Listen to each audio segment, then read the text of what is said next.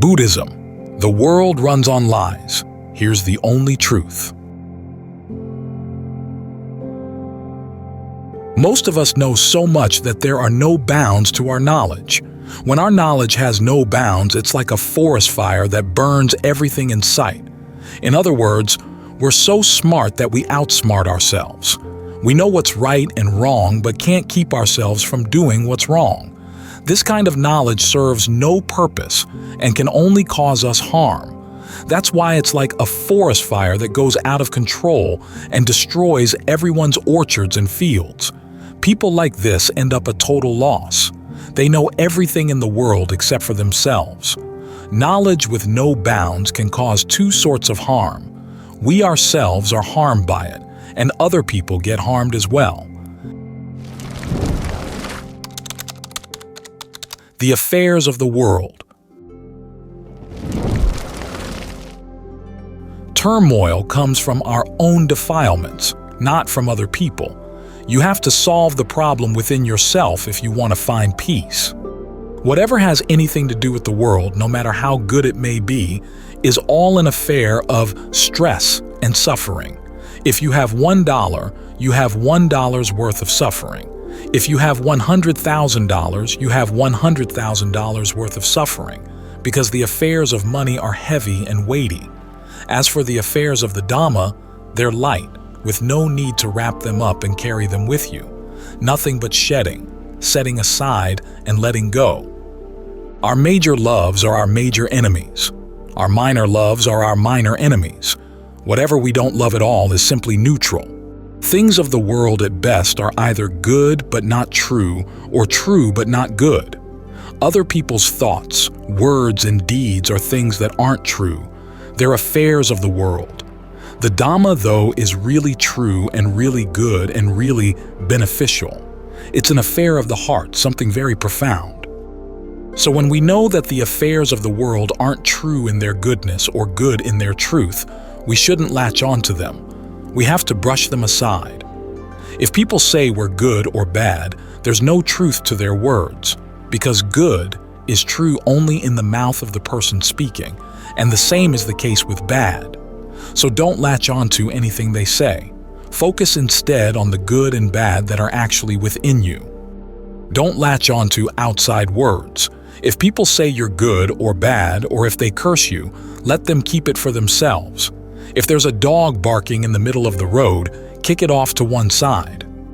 Barking dogs don't bite. Silent dogs might, so watch out. Ears that listen to gossip are the ears of a pitcher, not the ears of a person. Don't believe everything you hear. If they say you're a dog, check to see for yourself if you've got a tail. If you don't, then they're wrong. Being easygoing and being at ease are two different things. Easygoing means that you're slow and laid back and don't finish the things you should. You spoil your work and waste your time. Being at ease means that there's a subtle comfort and coolness in the heart, with no inner stress or turmoil mixed in at all.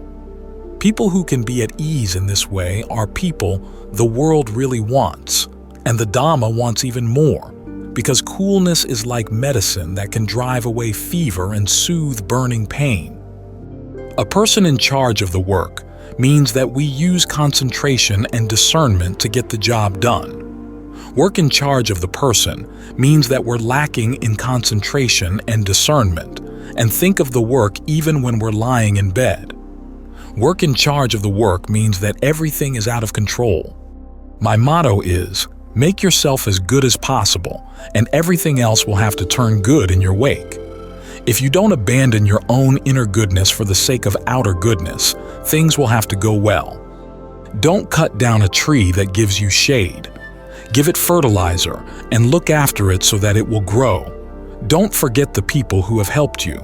Find some way of doing good to repay them. If you can't do it with your words or actions, then at least do it with your thoughts. If people can kill off their own goodness, there's nothing to keep them from killing off other people as well. If what you're going to say isn't good or true, keep still. Even if it's good and true but serves no purpose, it'll still cause harm. A stupid person can sit in a gold mine but won't have the sense to make anything of it. An intelligent person can take dirt and grass and turn them into silver and gold. Even if a stupid person gets a huge inheritance from his parents or grandparents, he won't be able to prevent himself from creating a lot of bad kamma with it. An intelligent person, though, even if he has only an axe to his name, can use it to set himself up for life. Most of us know so much that there are no bounds to our knowledge. When our knowledge has no bounds, it's like a forest fire that burns everything in sight. In other words, we're so smart that we outsmart ourselves. We know what's right and wrong but can't keep ourselves from doing what's wrong. This kind of knowledge serves no purpose and can only cause us harm. That's why it's like a forest fire that goes out of control and destroys everyone's orchards and fields. People like this end up a total loss. They know everything in the world except for themselves. Knowledge with no bounds can cause two sorts of harm. We ourselves are harmed by it, and other people get harmed as well. People who are thick with ignorance see turmoil as something fun, just like a fish that sees waves in the ocean as a fun place to play. Greed means getting fixated and attached to things, our own things or those of others. If we get attached, it's like getting sucked into an electric current until we die. The nature of everything in the world is that it spins around with each moment, just like an electric generator. If we touch the wires without any insulation, the current will suck us in until we're fried to a crisp. We see the current as something pretty and bright, and so we want to fondle it, and it'll electrocute us. If we latch onto things, our desires will get us stuck right there. Don't let defilements inside make contact with defilements outside. If we have defilements at the same time that other people do, the result will be trouble. For instance, if we're angry when they're angry, or we're greedy when they're greedy, or we're deluded when they're deluded, it spells ruination for everyone. People aren't equal, but you have to make your heart equal for everyone. If you see other people's bad side, turn your eyes around until you can see their good side as well. A person who makes a mistake is better than a person who doesn't act at all, for mistakes can be corrected. But if you don't act, how will you know how to correct yourself? For you don't know whether you're mistaken or not. The fact that you don't act is a mistake in and of itself. The more you study the affairs of the world, the more they branch out. The more you study the affairs of the Dhamma, the more they narrow down and converge.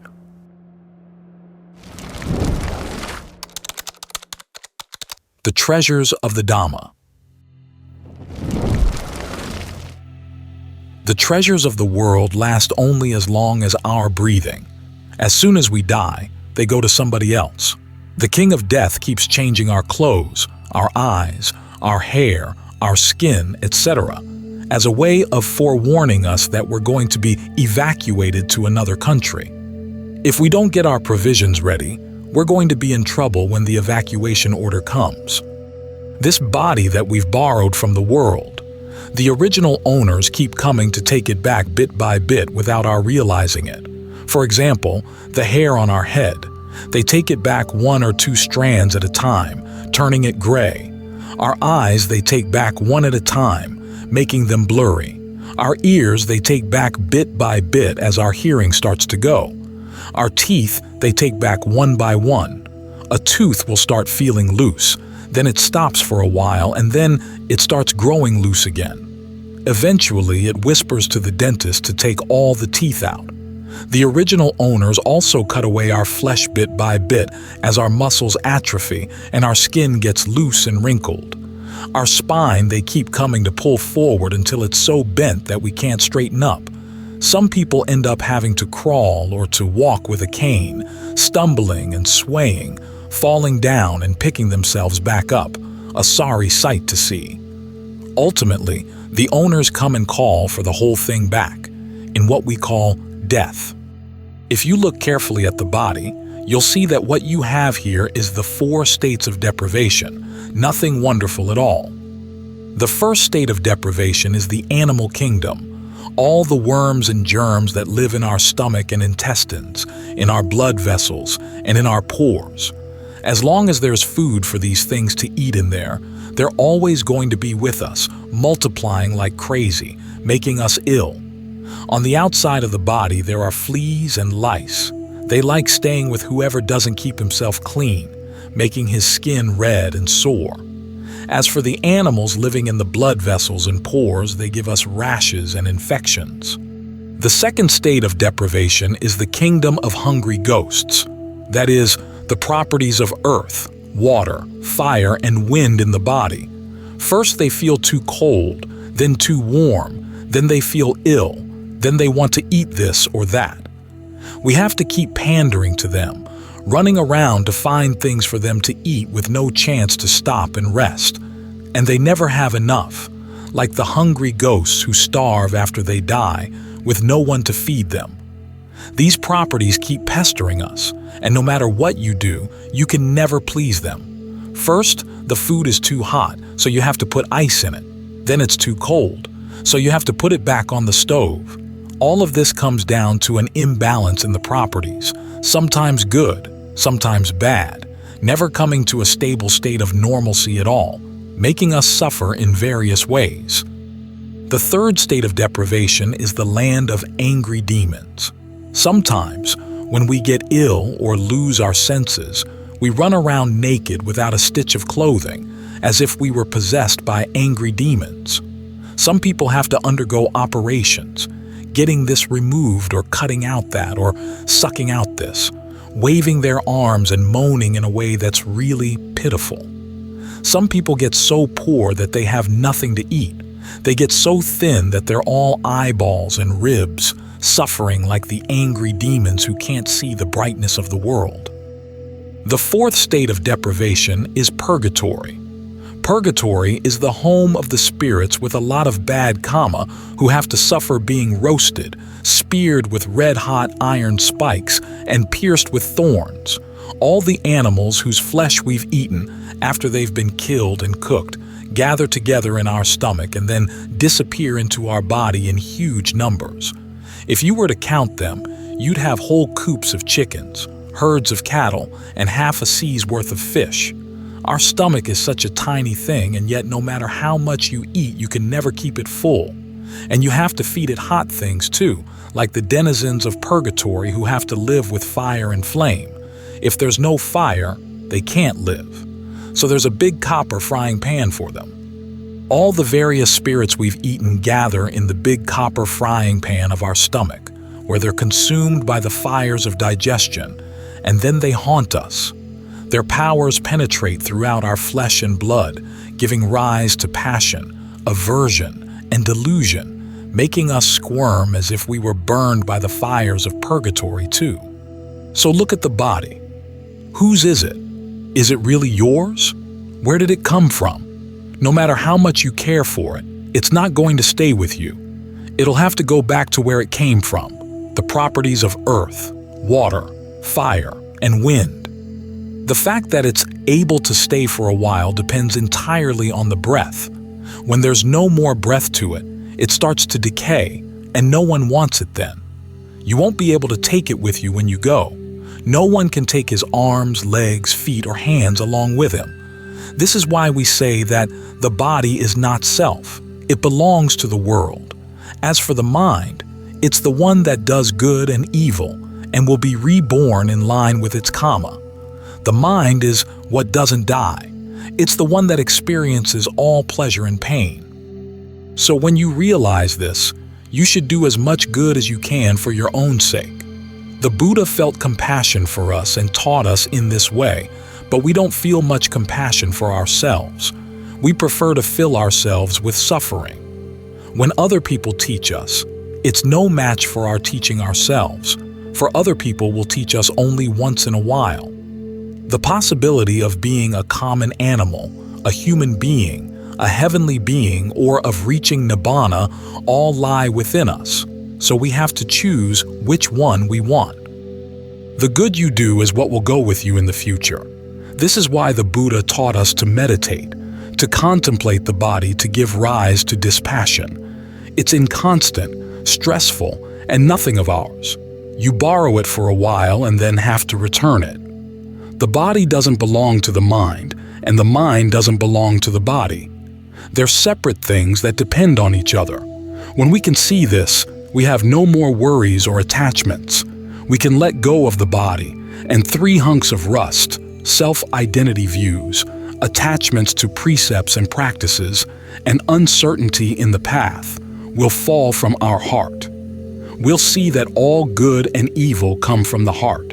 If the heart is pure, that's the highest good in the world. The Dhamma doesn't belong to anyone. Someone once came to Ajahn Lee with a problem. Some of his friends had said to him, "If the body's not self, why can't we hit you?" Ajahn Lee said to answer them by saying, "Look, it's not mine. I've borrowed it, so I have to take good care of it. I can't let anyone else mistreat it." The Dhamma doesn't belong to anyone. It's common property, like unsettled land. If we don't lay claim to it by developing it, it's simply vacant, uncleared land without any crops. If we want to lay claim to it, we have to develop it in line with established principles if we want it really to be ours. When difficulties arise, poverty, pain, illness, and death will then have something to protect us. But if we haven't followed the established principles, then we'll put the blame on the Buddha, Dhamma, Sangha, and inner worth in general for not helping us when these things arise. And that will discourage us from developing any inner worth at all. The mind is the most important factor in life, the most important factor in the world, for it's the basic foundation of our inner worth. If the mind is dark and defiled instead of being bright and pure, then no matter how much we practice generosity, virtue, or meditation, we won't get any results.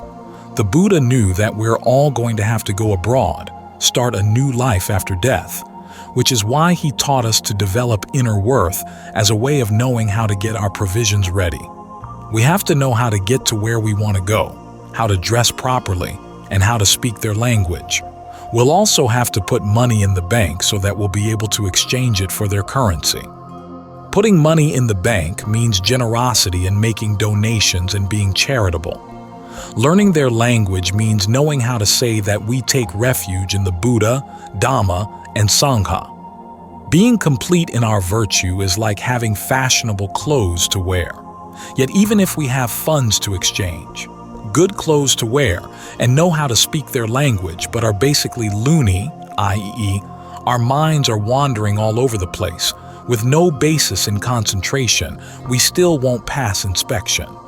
This is why the Buddha wanted us to develop our minds as much as possible, making them pure and bright. When our wealth and inner merit are complete in this way, they'll spread to our children and other people around us.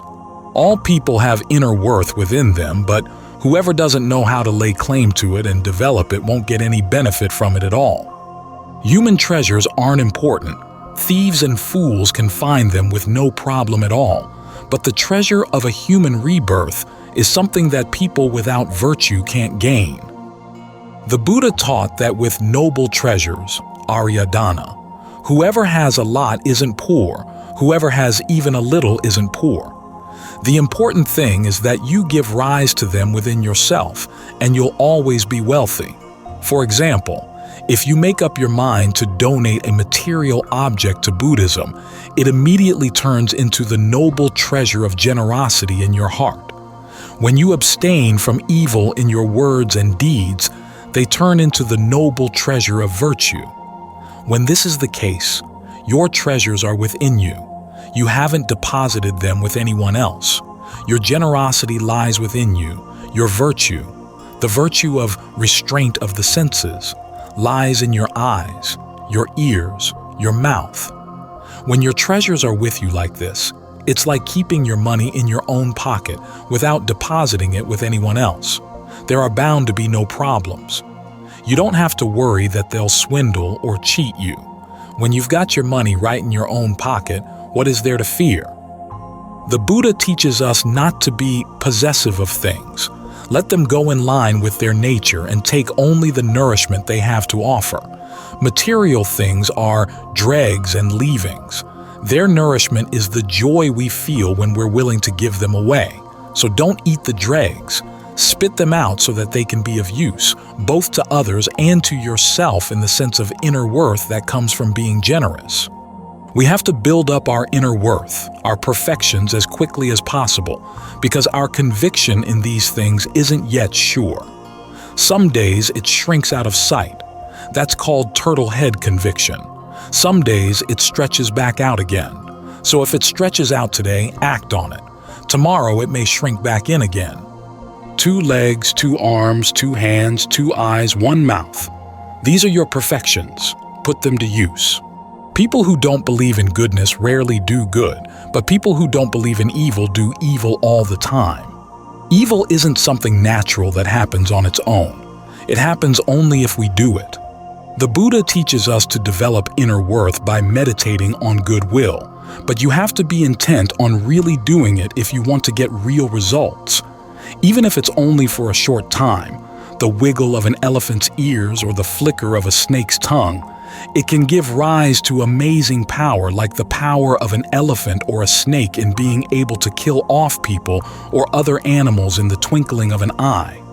All an elephant has to do is wiggle his ears just once, and people trip all over themselves trying to run away.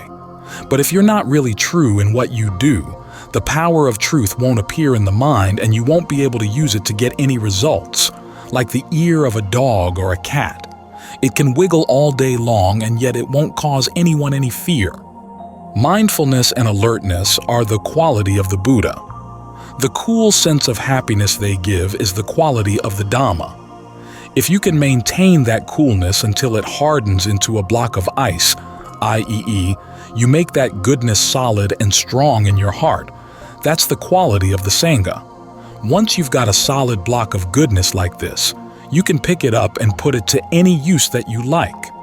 Being a slave to the Buddha, Dhamma, and Sangha is called being a slave to a noble family, the kind of people we can willingly be slaves to. But being a slave to our moods, cravings, and defilements is like being a slave to bandits and thieves. What sort of valuables are they going to have to give us? But even though it's proper to be a slave to the Buddha, Dhamma, and Sangha, it's still no match for not having to be a slave to anyone, for the word slave means that we're not yet free. So the Buddha teaches us to learn how to depend on ourselves. Atahi atano natho, the self is its own mainstay. That's when we'll be able to rise up free, released from our slavery, with no need to have anyone order us around ever again. When we come to the monastery, we come looking for peace and calm. So don't go releasing tigers, crocodiles, and rabid dogs into the monastery grounds, endangering everyone who comes here. Tigers, crocodiles, and rabid dogs stand for our very own greed, anger, and delusion. We have to chain them and cage them and lock them up tight. Make absolutely sure that they don't come escaping out your thoughts, words, and deeds in any way. People who don't get ahead in life are the ones whose bodies are human but whose minds drop down to lower levels. In other words, they're all right in physical terms, but not in terms of their minds. For instance, when we come to the monastery, we depend on our feet to walk us here. But then when we get here, if we let our minds and manners fall into lower ways, we're no different from bats that hook their feet up on high places and then let their heads hang down low. The Dhamma is an affair of the heart. The words spoken are Dhamma. The intention in speaking is Dhamma. And you have to make your heart into Dhamma if you want to hear it as Dhamma. When these 3 factors come together, listening to the Dhamma can give countless rewards. When we listen to the Dhamma, it's as if the monk is giving us each a knife. It's up to us to accept it or not. When we get back home and run into problems or issues in our families, we can use the knife to cut right through them. But if we throw the knife down right here or hand it back to the monk, we won't have any weapon to use when we meet up with issues at home. The study of the Dhamma is like reading a cookbook. The practice of the Dhamma is like fixing food. The attainment of the Dhamma is like knowing the taste of the food. If we simply read the texts without putting them into practice, it's like knowing that there are such things as peppers, onions, and garlic, but without having them for a meal. If you study the Dhamma without practicing it, it's as if you're missing parts of your body. If you study and practice, it's like having 2 eyes, 2 hands, and 2 legs. You can do things a lot more easily than a person with only 1 eye, 1 hand, or 1 leg. Having self-respect means that you respect your thoughts, words, and deeds. Respect for your deeds means that whatever you do, you always follow the 3 principles of skillful action. No killing, no stealing, no illicit sex. Respect for your words means that whatever you say, you always follow the 4 principles of skillful speech. No lying, no divisive tale-bearing, no harsh language, and no idle chatter. Respect for your thoughts means that whatever you think, you always follow the 3 principles of the skillful mind, trying to keep your views straight with no greed or ill will. Having broken precepts is better than not having any precepts to break. Wearing torn clothes is better than going around naked. Lots of dead beings have gone into your mouth, pigs, chickens, cattle, etc. So make sure that it isn't possessed by their spirits. Before you say anything, no matter what your intention, look right and left and speak only when you're sure that it's just right for the situation. Don't give in to bad manners. Concerning right livelihood, even if our basic livelihood is honest, but we practice it dishonestly, it's considered wrong. For example, we're farmers, but we lay claim to other people's fields as our own. This is wrong livelihood, and the crops we grow on that land will do us harm. There are 2 kinds of foulness, the kind the Buddha praised and the kind he criticized. The kind he praised is the filth and foulness of the body, for it makes us see clearly the aging and unattractiveness of compounded things, so that the mind will gain a chastened sense of dispassion, grow disenchanted with its attachment to suffering, and set its sights on developing its inner worth so as to escape from that suffering.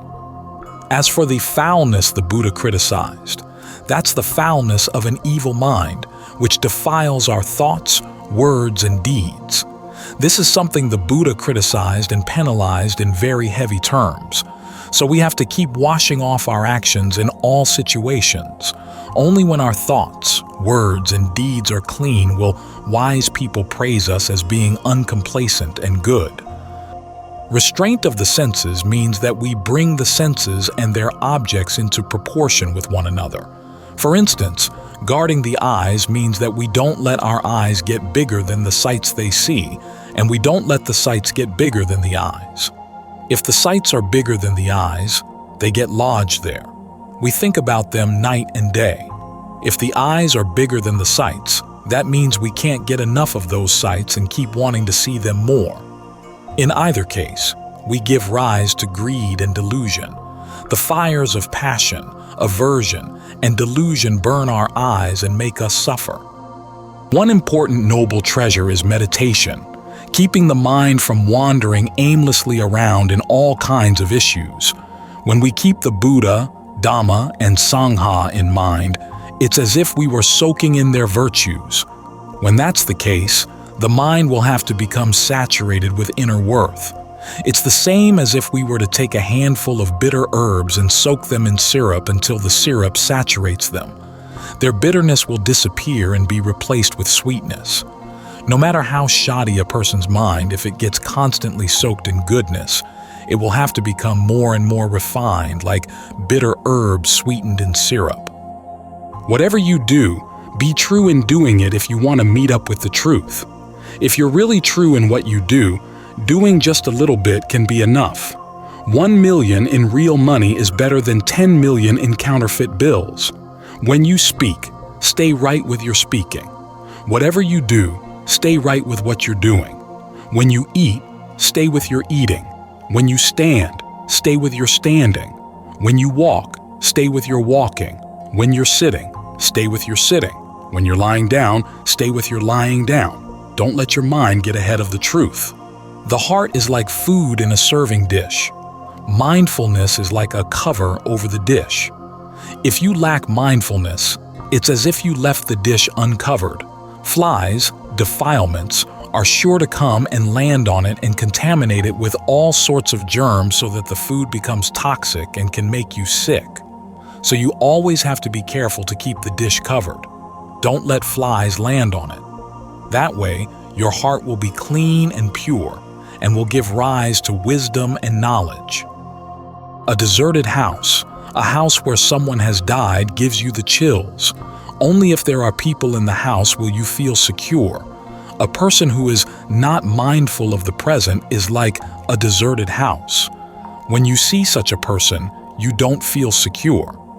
Defilements are like sandbars or stumps in a river that will keep our boat from getting to shore. In other words, passion is something that snags us, anger is something that bumps into us, and delusion is something that makes us spin around and sink. There's a story they tell of two men who were hired to row a boat along the rivers and canals to sell plowshares, shovels, and hoes. If they sold all the wares in the boat, their employer would give them their full wages of 1 kahapana, which was equal to about $4 a day. The first day their employer went out with them, and they sold all their wares. After that, he didn't go out with them, so the two of them went out to sell their wares on their own. One day, as they were out rowing along, calling out, "Plowshares, shovels, and hoes," their minds wandered and they started getting drowsy. All of a sudden, they crashed smack into a stump and ran aground on a sandbar.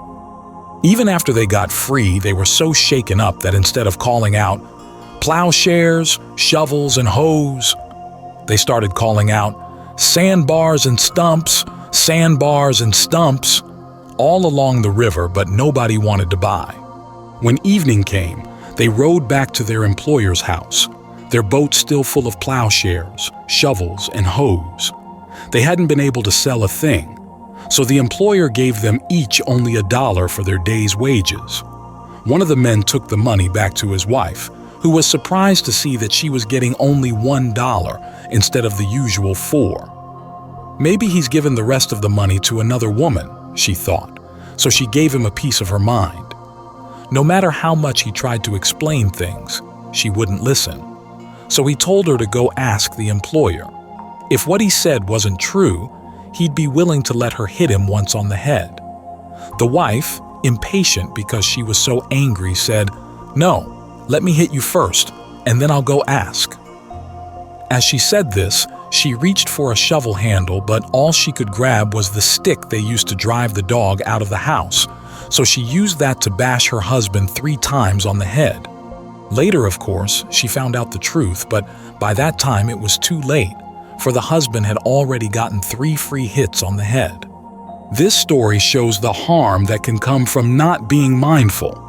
If you let your mind wander away from what you're doing, you can end up getting yourself into trouble. There's danger that comes from being good. If you're not especially good, nobody gets fixated on you. The important thing is that you know how to use your goodness to your benefit.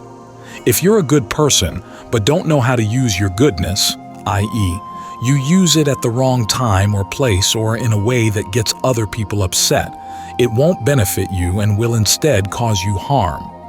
In this way, your goodness turns into evil. So you have to be circumspect in how you let your goodness show. Keep your evil intentions to yourself, and be careful with your good intentions too. It's like handing a knife to a person. You may have good intentions, hoping that he'll put it to good use, but if he uses it to kill someone, your intentions backfire on both of you. Goodness comes from evil, in that once you really take a good look at evil, it loses. Whatever you look at it from all sides. This is why they don't let you look a long time at pretty things or beautiful women, because after a while you'll see that they aren't all that beautiful after all. So if you see something lovely, look at it long and hard until you see that it's not as lovely as you thought. If someone makes you angry, contemplate them until you feel compassion for them. The same principle holds for delusion. If you're wise, then greed, anger, and delusion can help you. If you're wise, even desire can help you by making you want to develop your inner worth. So don't look down on these things. You're sitting here listening to a sermon. What made you come? Desire did. When people ordain as monks and novices, what gave the order? Craving. So don't look only at the drawbacks of craving and desire. If you don't have the desire to be good, you can't develop inner worth. People who develop their inner worth have to start out with the intention to do it. Ignorance is good in that when we know we're ignorant, we'll do something to remedy the situation. Ignorance leads us astray, but in the end, it will lead us back. Knowledge never led anyone to look for learning. Ignorance is what leads people to look for knowledge. If you already know, what's there to look for? When we practice the Dhamma, it gives 3 kinds of benefits. We help ourselves gain release from suffering, we help other people, and we help keep the religion alive.